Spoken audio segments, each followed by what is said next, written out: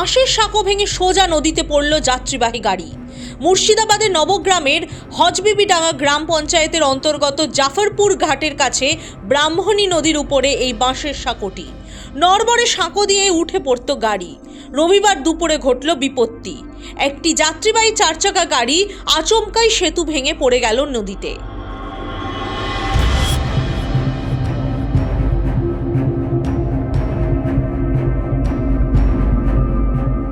জানা গেছে, দুর্ঘটনায় গুরুতর জখম হয়েছেন চালক ও 4 জন যাত্রী। শীতের মরশুমে নদীতে জল কম থাকায় কোনো ক্রমে বেঁচে যান তারা। হাসপাতালে চিকিৎসা চলছে 5 জনের।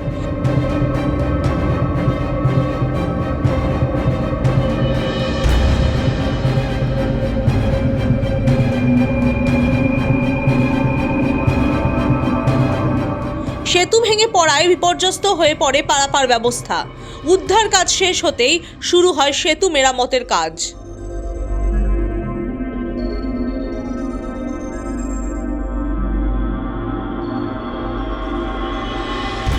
Bureau report, the wall.